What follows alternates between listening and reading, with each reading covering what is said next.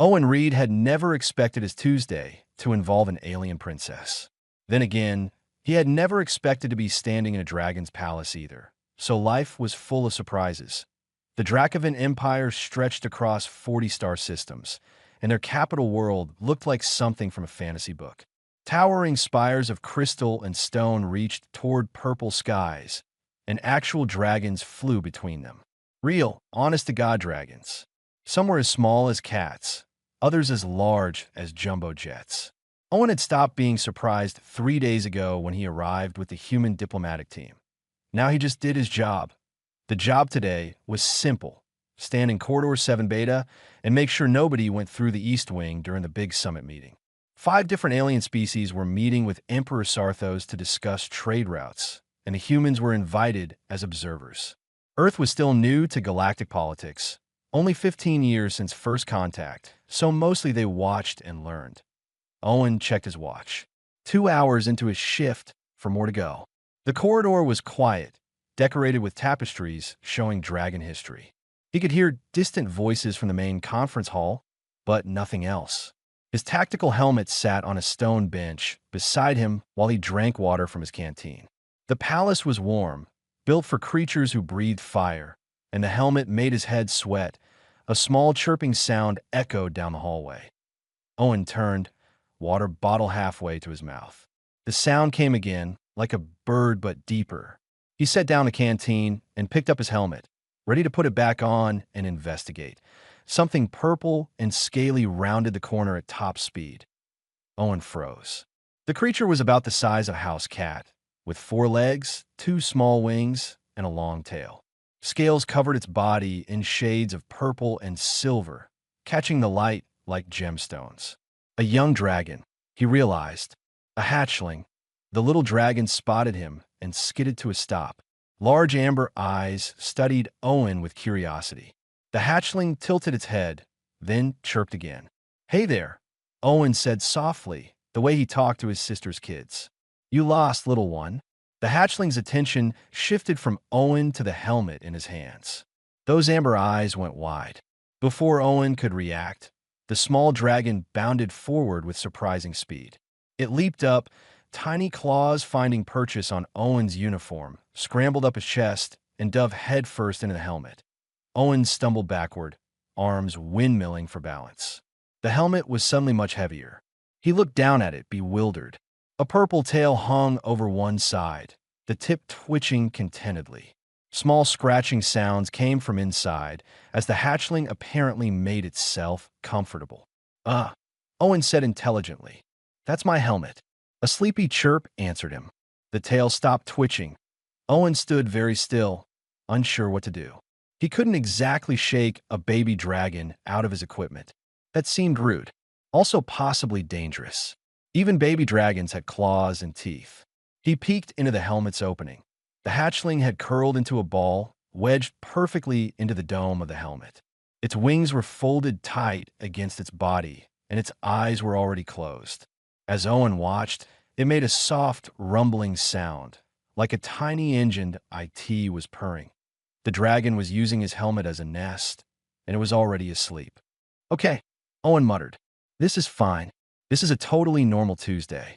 He looked around the empty corridor, hoping for guidance. None appeared. His comm unit was clipped to his belt, but using it might wake the hatchling. His training had covered many situations, but alien baby falls asleep in your gear was not one of them. Owen made a decision. He sat down on the stone bench, carefully holding the helmet level so he wouldn't disturb its occupant. He would wait. The hatchling would wake up eventually, climb out, and toddle off to wherever baby dragons belonged. Problem solved. 15 minutes passed. The hatchling snored softly, a sound like wind over rocks. Owen's arms started to ache from holding the helmet steady. He shifted his position slightly, trying to get comfortable without jostling his unexpected passenger. That was when the alarm started. Not loud alarms, thankfully. The Dracovans were too sophisticated for blaring sirens. But a low, urgent chiming filled the palace, coming from hidden speakers in the walls. Owen's comm unit crackled to life. "All personnel, this is Chamberlain Trell. Princess Lyra is missing from the royal nursery. All sections begin immediate search protocols. The princess is approximately 2 months old, purple scales with silver markings. Last seen wearing a small collar with the royal seal. Owen looked down at the sleeping hatchling in his helmet, at the glint of silver scales mixed with purple, at the tiny collar around its neck, which he had not noticed before, made of what looked like actual gold. "Oh no," he whispered. The hatchling stirred at the sound of his voice, making a cranky chirp in its sleep. One small claw flexed, gripping the helmet's padding tighter. Owen sat frozen on the bench, holding the Emperor's missing daughter, while the entire palace mobilized to search for her. He reached slowly for his comm unit, moving with extreme care to avoid waking the princess. His finger hovered over the transmit button. The hatchling shifted again, making a distressed sound. The chirp held a note of fear, as if she sensed something was wrong, even in sleep. Owen pulled his hand back. If he called it in, guards would come running. They would be loud. They would try to grab the princess. She would wake up scared and confused in a strange place. That he remembered his nephew at that age. How the kid would scream if woken suddenly from naps. How it took an hour to calm him down afterward. Was it really so different with dragons? Owen powered off his comm unit. He would wait for them to find him. It would not take long. The palace guards were thorough. They would search every corridor eventually, and this one was not exactly hidden. In the meantime, the princess could sleep safely. No harm in that. Footsteps echoed somewhere nearby, along with voices calling the princess's name. They were searching methodically, room by room. They would reach this corridor soon. Princess Lyra snored peacefully, completely unaware that her nap was causing a palace-wide emergency. Her tail twitched once, then settled. The purring sound continued, steady as a heartbeat. Owen adjusted his grip on the helmet and settled into wait. He had protected plenty of things in his career as a security officer. He supposed he could add sleeping dragon princesses to the list, even if she was drooling on his helmet's padding. "Just a few more minutes," he whispered to the hatchling. "Then we will get you home safe." The princess's only response was a contented sigh. The first person to find Owen was not a guard. It was Beth Davis, his partner from the security team, and she almost walked right past him. "Owen." Beth stopped mid-step, staring. "Why are you sitting on the floor, holding your helmet like it's made of glass?" "Shoo," Owen whispered urgently, pointing at the helmet. "She's sleeping." Beth stepped closer, confused. Then she saw the purple tail hanging out of the helmet, and her eyes went huge. "Is that what I think it is?" "Depends. If you think it's a missing princess, then yes." Beth grabbed the wall for support. "The princess, the Emperor's daughter, is sleeping in your helmet." She climbed in by herself, Owen said defensively. "I was just standing here, and she ran up and made herself at home. What was I supposed to do? Call in immediately," Beth suggested, her voice climbing. "Owen, they're tearing the palace apart looking for her. The Emperor himself is searching." "I know, but listen." Owen carefully tilted the helmet so Beth could see inside. Princess Lyra was curled tight, her breathing slow and peaceful. "She's comfortable. She feels safe. If I call in guards and they come stomping down here, she'll wake up scared. Have you ever tried to calm down a scared toddler? She's not a toddler. She's a dragon. Same difference when it comes to naps." Owen said, "My sister has 2 kids. You never, ever wake them up suddenly. It's a disaster." Beth rubbed her face with both hands. "This is insane. You know this is insane, right?" "Completely," Owen agreed. "But I'm already here. She's already asleep, and they'll find us soon anyway. The search teams are being systematic. They'll reach this corridor in the next few minutes." As if his words had summoned them, footsteps thundered in the distance. Lots of footsteps. Beth and Owen exchanged glances. "Maybe I should go flag them down," Beth said. "Give them a heads up about the situation before they burst in here." "Good idea." Beth hurried toward the sound of approaching guards, leaving Owen alone with the princess again. He could hear Beth's voice echoing down the adjacent hallway, too far away to make out words. The footsteps stopped. A moment of silence. Then they started again, slower this time. Chamberlain Trell appeared first. He was a saurian, one of the lizard-like species that served the Dracovan Empire. Tall and thin, with green scales and gold eyes, He wore elaborate robes that marked him as high-ranking palace staff. Behind him came 4 Dracovan guards, each one large enough to fill the corridor. Trell's eyes locked onto Owen, then dropped to the helmet. His expression went through several rapid changes: relief, confusion, suspicion. "Security Officer Reed," Trell said, his voice cold and formal. "You have found Princess Lyra." "Yes, sir," Owen replied quietly. "She's sleeping. I can see that." Trell moved closer, his movements careful. "How did she come to be in your possession?" "She kind of possessed herself," Owen explained.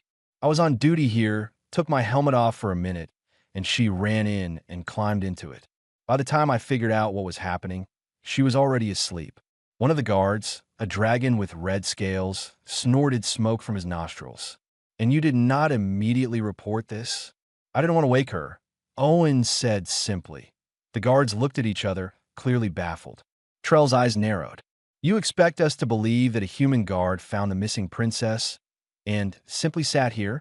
You did not call for help, did not attempt to move her, nothing?" "That's exactly what I did," Owen confirmed. "Suspicious," Trell muttered. He reached toward the helmet. "Give her to me. Now." Owen pulled the helmet back instinctively, cradling it against his chest. Princess Lyra made a small distressed sound, but didn't wake. The guards raised their weapons instantly. Energy rifles charged with a high-pitched whine, all pointed at Owen. Beth jumped between them, hands up. "Whoa, whoa, whoa. Nobody shoot anybody. He's just trying not to jostle her. He refuses to surrender the princess," Trell said sharply. "This confirms my suspicions. Humans are not to be trusted." "I'm not refusing," Owen protested, still speaking softly despite weapons pointed at his face. "I'm just asking you to be gentle.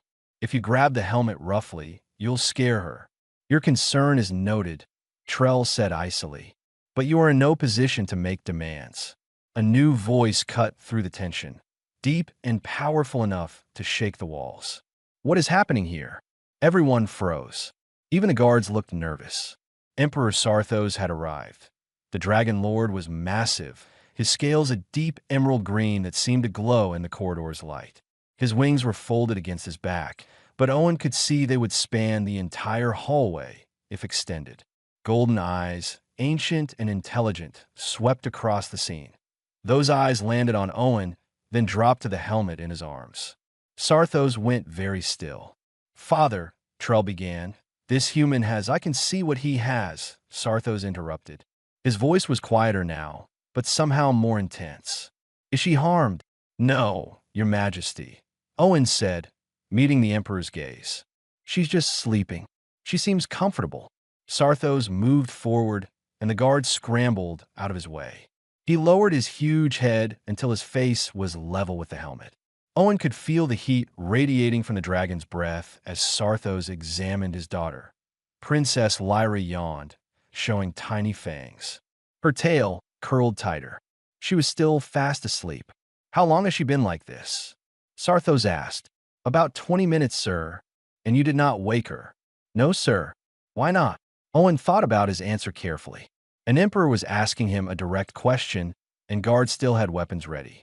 But the truth was simple. She looked peaceful, Your Majesty. Seemed wrong to disturb her. Something changed in Sarthos's expression. The tension in his massive frame eased slightly. He studied Owen for a long moment, and Owen had the uncomfortable feeling of being read like a book. "You realize," Sarthos said slowly, "that my daughter has claimed your helmet as her nest." "Her what?" "Her nest. Her first chosen safe place." The Emperor's voice held an odd note. "This is significant in Dracovan culture." Emperor Sarthos sat on the stone floor of the corridor, which was definitely not something Owen had expected to see. The massive dragon folded his legs beneath him and settled down until his head was level with Owen's. The guards looked shocked. Chamberlain Trell's mouth hung open. "Explain this nest thing," Owen said, still holding the helmet carefully. "Please, Your Majesty." Sarthos's golden eyes never left his sleeping daughter. In ancient times, when Dracovan hatchlings emerged from their eggs, they would choose their first nest within days. A place that felt safe, warm, protected. This place shaped their sense of security for life. Okay, Owen said slowly. And Lyra chose my helmet. Yes, which means she has also chosen you as her nest guardian. Owen blinked. Her what now? The one who guards a nest. Traditionally, a parent or trusted elder.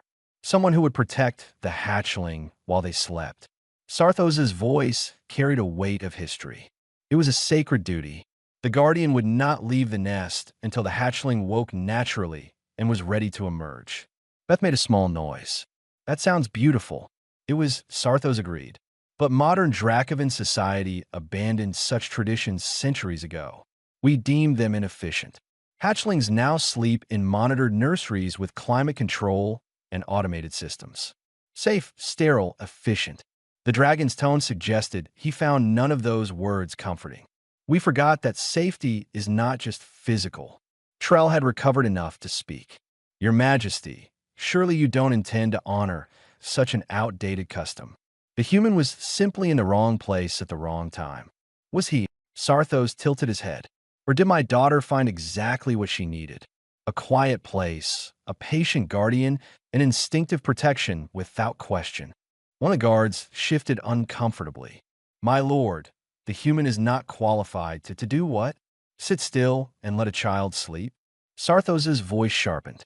He has already done exactly what was needed. More than we did, apparently, since she escaped our modern nursery to find him. Owen felt like he was watching a cultural revelation happen in real time. Your Majesty, I'm honored, but I'm just a security guard. I didn't know about any traditions. I just didn't want to wake a sleeping baby. Yes, Sarthos said softly. Exactly. You did not know the tradition, yet you honored it perfectly. You know what that tells me?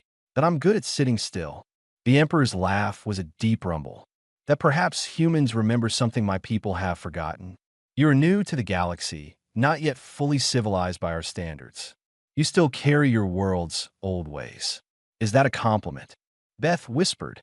It is the highest compliment, Sarthos replied. The galaxy teaches efficiency, logic, progress. We all adapted, changed our ways to fit the greater community.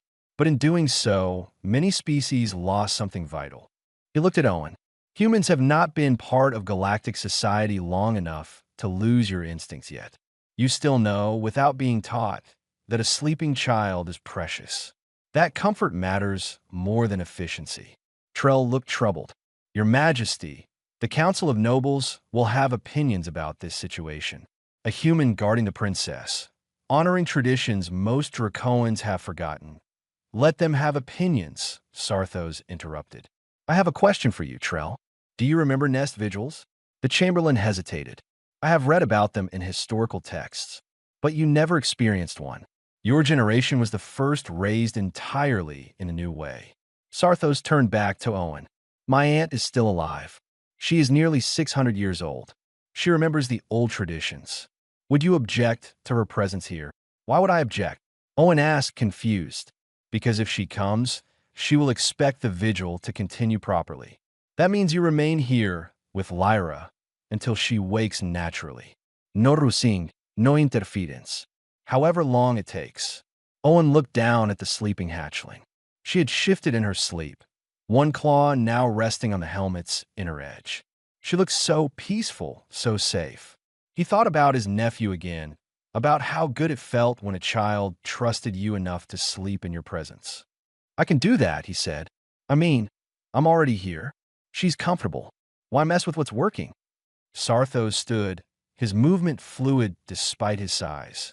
Trell, send for Aunt Meridian. Tell her a human is keeping vigil over Lyra's first nest, and that I request her wisdom. The Emperor looked at his guards. Clear this corridor.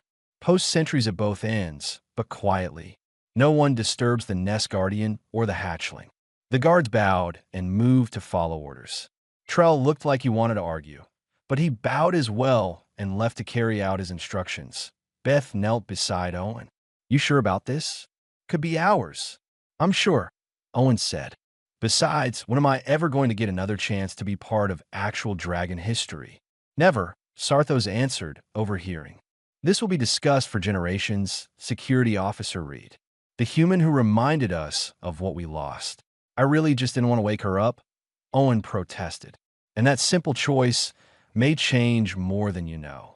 Sarthos moved toward the corridor's exit, then paused. Owen Reed, you have my gratitude, not as an emperor to a guard, but as a father to someone who protected his child. The dragon left, his footsteps fading. Soon the corridor was quiet again, with only Beth and Owen remaining. This is the weirdest day, Beth said. Tell me about it. Owen agreed. He adjusted his sitting position, making sure the helmet stayed level. At least she's not heavy. Princess Lyra chose that moment to stretch in her sleep. Her wings extended slightly, pushing against the helmet's interior. She made a happy chirping sound, then settled again. She really does feel safe with you, Beth observed. Kids know, Owen said. They can tell when someone means them no harm. Doesn't matter if you're human or dragon. Footsteps approached from the far end of the corridor, slow and measured. An elderly dragon appeared, smaller than Sarthos, but with scales that shimmered like opals. Her eyes were ancient, knowing. She studied Owen for a long moment. So, the old dragon said, her voice like wind through caves. A human nest guardian. I never thought I would see such a thing before I died. You must be Aunt Meridian, Owen said. I am. And you, young human, are sitting vigil as our ancestors once did. She settled onto the floor across from him. Tell me, do you know what you have started? Aunt Meridian moved with the careful grace of someone very old, but still strong. She arranged herself on the floor across from Owen, her opal scales catching the light. Beth had excused herself to update the human delegation, leaving Owen alone with an ancient dragon and a sleeping princess. I started something, Owen asked. I'm just waiting for her to wake up. You're keeping vigil, Meridian corrected gently. There is a difference. Tell me, young man, why did you not immediately call for help when you found her? Owen had answered this question several times now, but he tried again. She was sleeping peacefully. Calling for help would have meant noise, people rushing in, probably scaring her. It seemed wrong. Wrong, Meridian repeated, as if tasting the word. Not inefficient. Not illogical. Wrong. When did you last hear a Dracovan use such reasoning about a hatchling's care? I don't know many Dracoans, Owen admitted. Neither do they anymore. The old dragon's laugh was sad. We changed so much to join the galactic community. We learned their ways, adopted their technologies, embraced their efficiency, and we told ourselves we were better for it. Owen watched Princess Lyra's tail twitch in her sleep. But you don't think so? I think we gained much and lost much. The question is whether the trade was worth it. Meridian's eyes grew distant. I remember my own first nest. A hollow and warm stone near the hatching caves.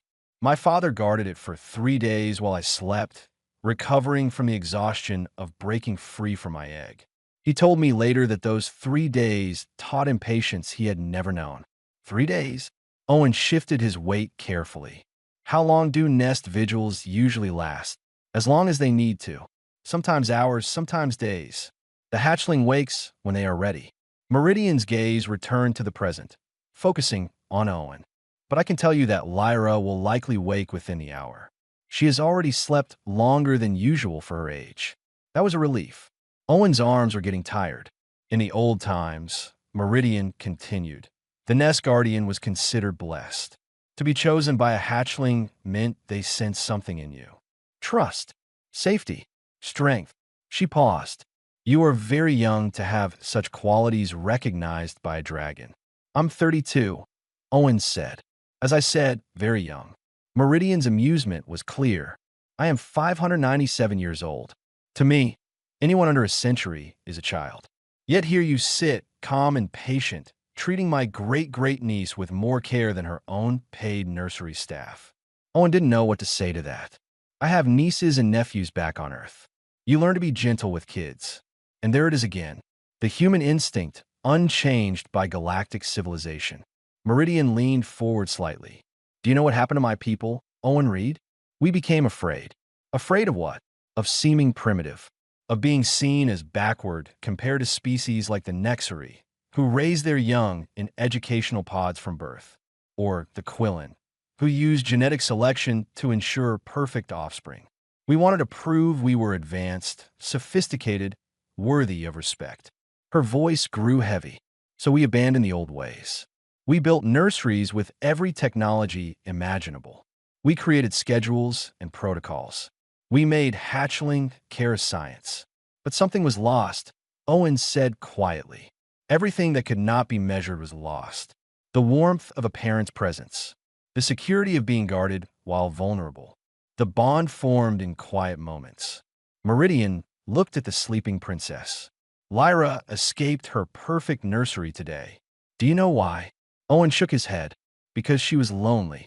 The nursery is safe, clean, temperature-controlled, and absolutely empty of anyone who cares about her as a person. The staff follow protocols. They do not sit with her. They do not guard her sleep. They monitor her. Meridian's scales rippled with emotion. She is 2 months old, and she has never known what it feels like to be truly watched over. That's terrible, Owen said, feeling a surge of protectiveness for the small dragon in his helmet. Yes, and you have given her in one afternoon what we failed to provide in her whole short life. The old dragon's eyes were bright. You sat with her. You protected her sleep. You made her feel safe. These are not small things, Owen read. These are everything. Princess Lyra stirred, making a small sound. Both Owen and Meridian went still, waiting.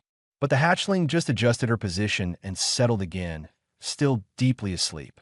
Your emperor said this would be discussed for generations, Owen said. Is it really that significant? More than you know. Sarthos is not a foolish ruler. He sees what I see, a chance to remember what we lost. If humans can keep the old ways alive, can honor traditions without even knowing they exist, then perhaps those traditions are not outdated. Perhaps they're simply true. True across species. True across cultures. Meridian's voice was firm. The young need protection. They need patience. They need someone to watch over them while they are vulnerable. This is not primitive thinking. It is fundamental truth. Owen thought about that. Back home, we have all kinds of technology too. Baby monitors, smart cribs, apps that track everything. But parents still sit with their kids, still rock them to sleep, still check on them in the night. Because you are not yet far enough from your own primitive roots to forget why those things matter, Meridian said. Give it a few centuries in galactic society. You will be offered better ways, efficient ways. You will be told that emotional attachment is illogical, that your instincts are outdated. And then we'll end up where you are, Owen finished. With children in perfect nurseries who escape to find someone who will just sit with them. Exactly. Meridian looked satisfied. You understand. Good. When Lyra wakes, she will remember this. She will remember that you stayed, that you guarded her, that you made no demands, asked for nothing, simply protected her while she was vulnerable. I'm just doing what feels right, Owen protested. Yes, Meridian said softly. That is precisely what makes it sacred. They sat in comfortable silence after that, dragon and human, watching over the sleeping princess together. Outside the corridor, the palace continued its business, but here everything was peaceful. Time moved slowly, measured only by the gentle rhythm of Lyra's breathing. Owen realized he would remember this for the rest of his life.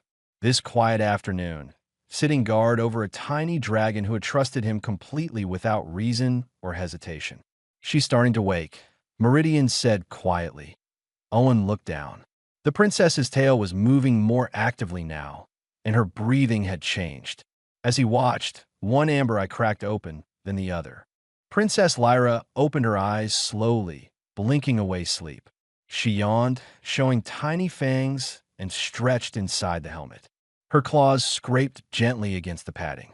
Then she seemed to remember where she was and poked her head up over the helmet's edge. Those big amber eyes focused on Owen's face. She chirped a questioning sound. Hey there, sleepyhead, Owen said softly. Have a good nap? Lyra's response was to scramble up out of the helmet and onto Owen's shoulder in one fluid motion. She was surprisingly light, her claws pricking through his uniform but not breaking the skin. She pressed her small head against his cheek and purred, that rumbling sound like a tiny motor. Owen froze, not sure what to do. Aunt Meridian chuckled. She likes you, the old dragon said. Congratulations, Owen Reed. You have been officially adopted. Adopted? Owen asked, trying not to move too much with a dragon hatchling on his shoulder. What do you mean?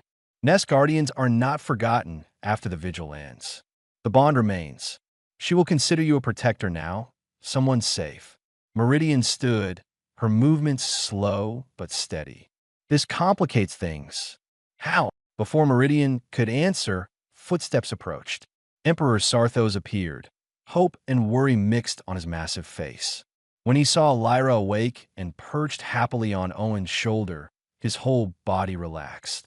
Daughter, Sarthos said gently, lowering his head to her level. You gave us quite a scare. Lyra chirped at her father, then rubbed her head against Owen's neck again. She showed no intention of leaving her new perch. She seems comfortable, Sarthos observed, something unreadable in his voice. Very comfortable, Meridian agreed. Which presents us with a situation, nephew. The hatchling has bonded with her nest guardian. I was afraid of that, Sarthos muttered. He looked at Owen. How much do you know about dragon imprinting? Nothing, Owen admitted. Until today, I didn't know dragons were real. Sarthos sighed, a sound like wind through a cave.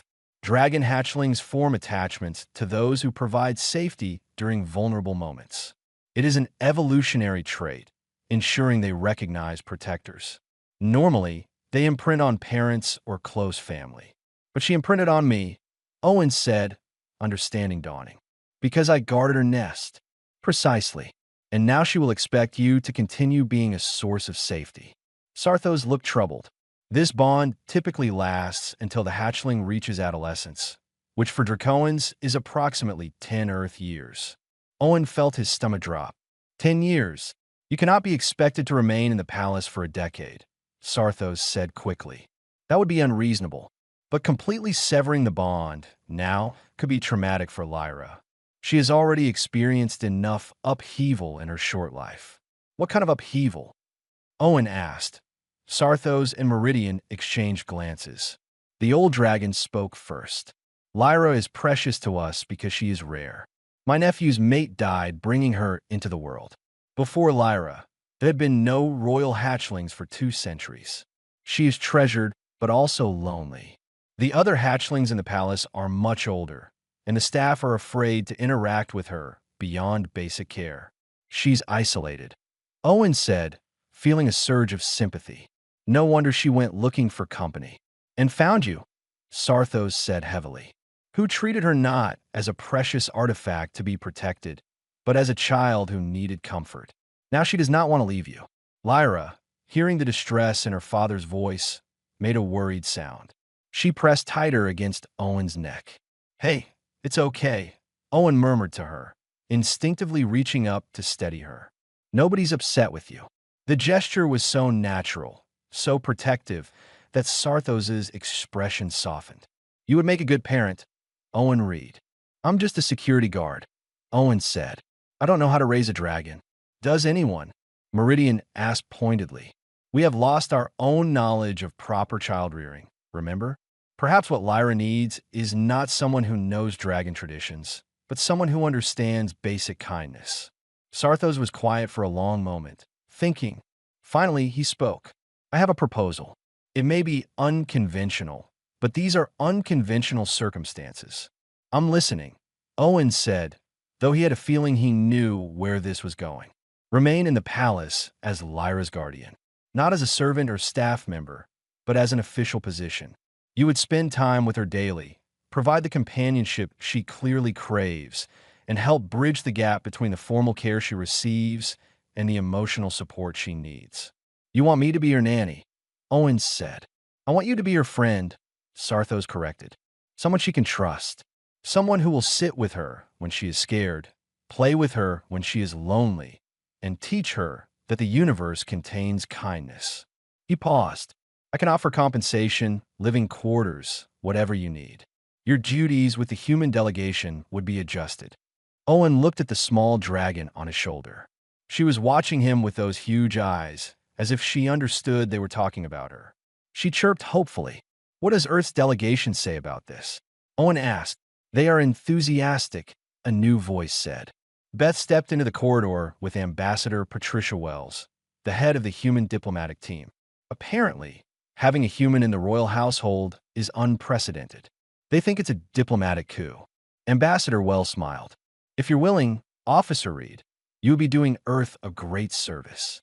Building personal connections with the royal family could strengthen human-Dracovan relations for generations. Plus, Beth added, you're good with kids, and she clearly likes you. Lyra chose that moment to lick Owen's ear with a tiny forked tongue. He couldn't help but laugh. Okay, he said, I'll do it, but I have conditions. Sarthos raised an eye ridge. Conditions? I get to keep the helmet. If it's her first nest, it should stay accessible. And I need regular communication access to Earth. My family will want to know I'm okay. Owen thought for a moment. Also, I'm going to need some books on dragon behavior. If I'm doing this, I'm doing it right. Agreed, Sarthos said immediately. Relief was evident in his voice. Thank you, Owen Reed. You have given my daughter something precious today. I just let her sleep in my helmet. Owen protested. You gave her safety, Meridian corrected. You gave her comfort. You gave her a reason to trust. These are not small gifts. Princess Lyra yawned again, showing her fangs. She curled up on Owen's shoulder, apparently ready for another nap. Her trust was absolute, her comfort complete. Owen Reed, security officer from Earth, realized his life had just changed forever. He was now the official guardian of a dragon princess. His sister was never going to believe this. 6 months passed faster than Owen expected. The palace became his home, and Princess Lyra became his constant companion. She had grown to about the size of a medium dog, though she still tried to fit into the helmet when she was tired or scared. Owen kept it in her chambers, mounted on a special stand. She would curl up inside it when she needed to feel safe. Life as a dragon's guardian was nothing like Owen imagined. He spent his days reading to Lyra from various books, teaching her games from Earth, and learning dragon customs from Meridian. The old dragon visited often, clearly pleased to see the ancient traditions being honored, even if accidentally and by a human. Emperor Sarthos stopped by regularly, and Owen noticed the dragon ruler seemed lighter somehow. Less burdened. Watching his daughter play and laugh seemed to ease something in him. Today was special. Today was Lyra's naming ceremony, a formal presentation to the Dracovan court. She had been named at birth, of course, but tradition held that the first public ceremony should happen after the hatchling had chosen their first nest and bonded with their guardian. Since Dracoans had abandoned this tradition, nobody remembered it existed until Aunt Meridian pointed it out. Now the entire court was assembled in the Great Hall, curious to see the human who had become part of their royal family. Owen wore formal dress uniform, provided by Earth's diplomatic corps. Princess Lyra perched on his shoulder, as she often did. She wore a small ceremonial collar made of gold and gems, marking her status. She kept trying to chew on it, which made Owen smile despite his nervousness. Stop that, he whispered to her. This is important. Lyra chirped and settled down, though she eyed the collar's sparkly bits with clear interest. The great hall was enormous, with a domed ceiling that showed the stars. Dragons of all sizes filled the space, along with representatives from other species. Owen spotted Beth and Ambassador Wells in the human section, both giving him encouraging waves. Chamberlain Trell stepped forward, his voice carrying through the hall. Citizens of the Dracovan Empire and honored guests, we gather today to celebrate Princess Lyra's first naming ceremony. As is tradition, her nest guardian will present her to the court. Owen walked forward, very aware of hundreds of eyes watching him. Lyra sensed his tension and nuzzled his cheek reassuringly. The gesture made him relax. Right? This was for her, not him. Emperor Sarthos sat on his throne at the far end of the hall, massive and regal. But his eyes were warm as Owen approached. Owen stopped at the base of the throne's platform and bowed. Lyra, copying him, ducked her head too.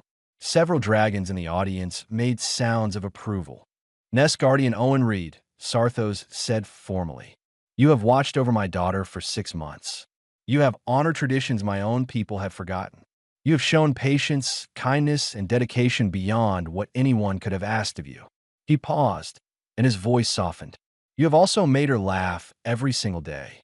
For that alone, you have my eternal gratitude." Owen felt his throat tighten with emotion. "Thank you, Your Majesty. It's been an honor." "The honor is mine," Sarthos replied. He stood and descended from his throne, coming to stand before Owen and Lyra. "Before this court and these witnesses, I declare that Owen Reed of Earth has fulfilled the sacred duty of Nest Guardian. The bond between Guardian and Hatchling is recognized and honored." Aunt Meridian stepped forward from the crowd. In her claws, she carried Owen's tactical helmet, the one Lyra had first slept in. It had been cleaned and polished, mounted on a base of precious metal. "This is Princess Lyra's first nest," Meridian announced. "It will be preserved in the royal archives, a reminder that sometimes the most precious treasures are found in unexpected places." Lyra chirped excitedly, recognizing her helmet. She launched herself from Owen's shoulder and glided to the mounted helmet, landing on it possessively. She was too big to fit inside now, but she curled around it protectively, purring. The cord erupted in approval, dragons humming in harmony. It was a sound like singing mountains, beautiful and strange. Owen watched Lyra with her helmet and felt his chest swell with pride. She had grown so much in 6 months. She was more confident now, more playful. She still had lonely moments, but she knew she had someone who would always be there for her.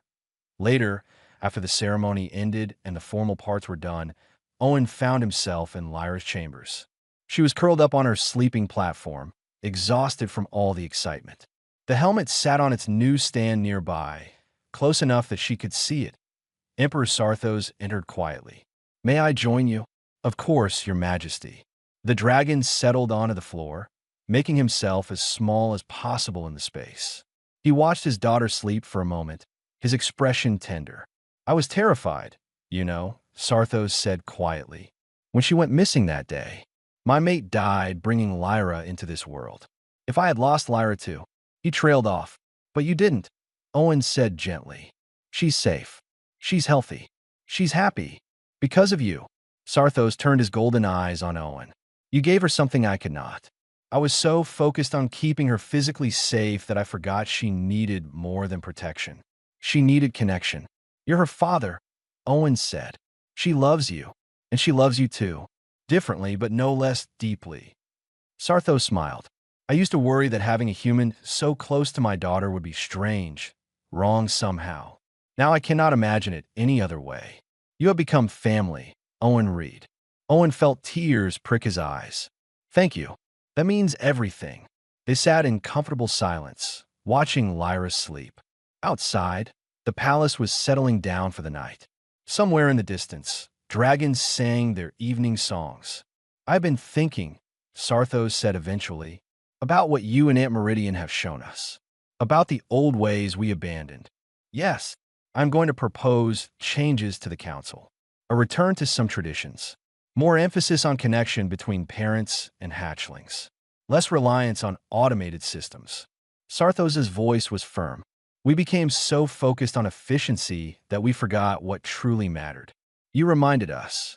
"I just let her sleep in my helmet," Owen said, repeating what had become his standard response. "You did so much more than that." Sarthos stood, preparing to leave. "You showed us that progress is not about abandoning what came before. It is about choosing wisely what to keep and what to change." After Sarthos left, Owen remained with Lyra. He pulled out his tablet and started a message to his sister back on Earth. She would want to hear about the ceremony. "Dear Rachel," he typed, "you will not believe what happened today. Remember how I told you I accidentally became a dragon's nanny? Well, today they made it official. Formal ceremony and everything. Lyra did great, barely tried to eat her ceremonial jewelry. I'm sending pictures." Lyra stirred in her sleep, making happy chirping sounds. One claw reached out instinctively toward Owen's direction, seeking reassurance. He moved closer so she could rest her claw on his hand. This was his life now. Guardian to a dragon princess, bridge between two species, keeper of traditions he had never known existed. It was strange and wonderful and occasionally terrifying. But as Lyra's breathing settled in a peaceful sleep, her claw warm in his hand, Owen knew he would not change a single thing.